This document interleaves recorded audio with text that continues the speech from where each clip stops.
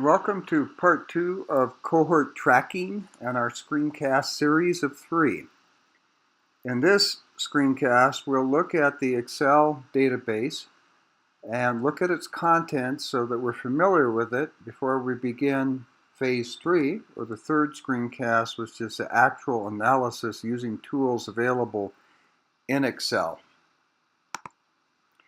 You received this database, and essentially it's the Excel cohort data entitled, and assuming that nobody had any problems laying that open, getting it from your email to Excel, and it should look exactly, the contents of it should look exactly as we have here below. So that the first block here is called participant intake data, the green block. And that goes on from columns A through V. I left columns A through H available to you simply because those are columns that contain personally identifiable information, and just to illustrate the point that these are data that you don't want to share, and you don't want to have a party in sharing, but are absolutely critical to knowing who your students are and where they've come from. In particular, the student SSN is sort of the wheel by which a lot of institutional research in fact gets done, and that is this identifier right here.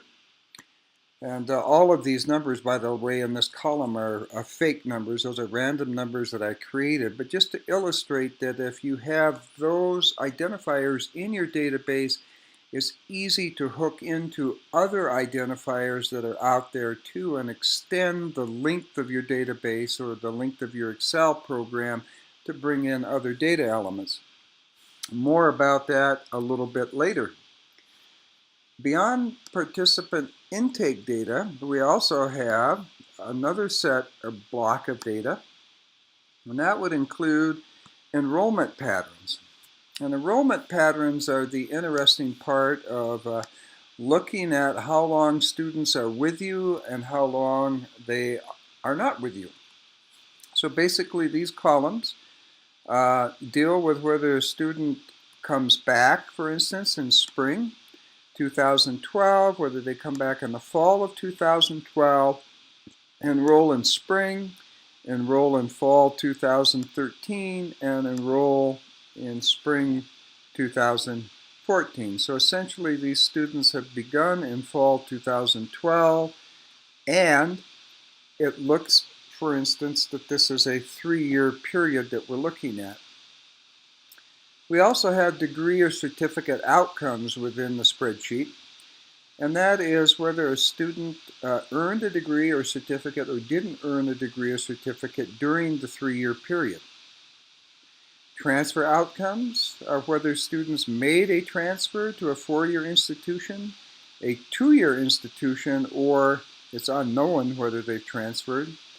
And finally, employment outcomes. As we mentioned in the earlier screencast, is the student employed in the field that they studied, employed in the field outside their study, or unemployed? And so we're using 3 values there.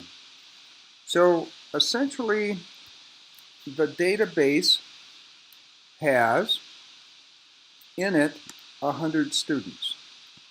And we will see that in just a second here.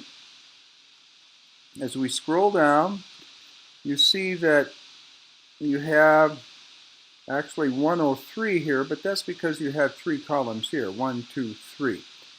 Notice that this column here is the column in which students are, the columns are identified.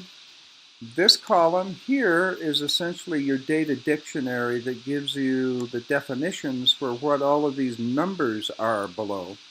You'll notice that in some places some of these numbers are missing. Frequently that happens more often than not, simply because institutions always deal with a little bit of missing data. You want to be sure that you're editing those data and that you're making efforts to clean those data up, but that isn't always possible in the data that's downloaded.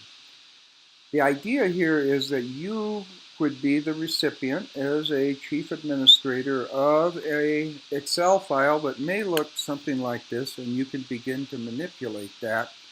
And that's the grist for our meal for the third segment, the third screencast. Thank you very much, and now we'll move on.